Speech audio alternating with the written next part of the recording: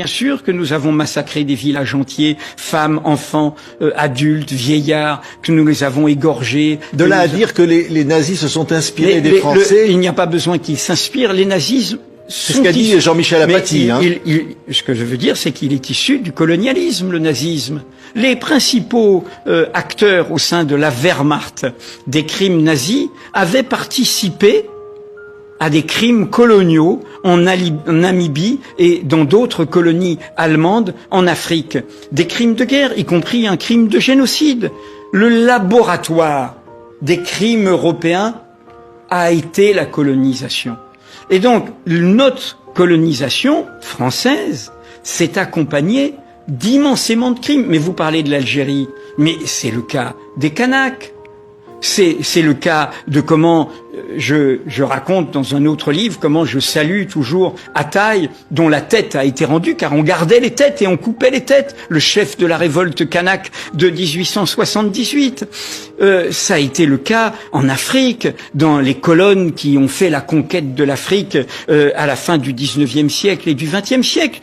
Encore une fois, à partir du moment où vous êtes dans l'idée que vous êtes une civilisation supérieure, vous vous barbarisez. Mais il est le produit de notre longue projection où on s'est dit qu'il y avait des peuples supérieurs à d'autres et que si on est un peuple supérieur, on a le droit de massacrer, on a le droit de conquérir, on a le droit de s'approprier, on a le droit de détruire, on a le droit au fond, de piétiner, de saccager l'humanité. Et ce qu'a fait Hitler à l'échelle de l'Europe contre les peuples européens, c'était le retour, comme on dirait le retour à l'envoyeur, de notre propre démesure. Vous savez, quand Napoléon, qui est premier consul encore, veut reconquérir Haïti, il envoie une armée, dizaines de milliers d'hommes. Ce sont des militaires avec des officiers formés par la Révolution française. On est en 1801, 1802. Ils ont les idéaux des droits de l'homme. Ils sont pour certains francs-maçons. Et qu'est-ce qu'ils écrivent? Je cite les écrits de Leclerc, qui est un homme humaniste normalement. Il dit « Je suis désolé, mais il n'y a pas d'autre situation que de les exterminer tous au-dessus ». D'abord il dit de 14 ans, et puis un autre dit au-dessus de 7 ans. Au-dessus de 7 ans, les exterminer tous.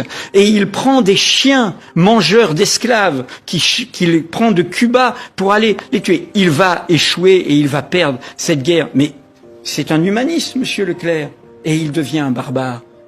Donc, la colonisation est au cœur de comment ont pu être commis ces crimes que juridiquement nous avons qualifiés de crimes contre l'humanité.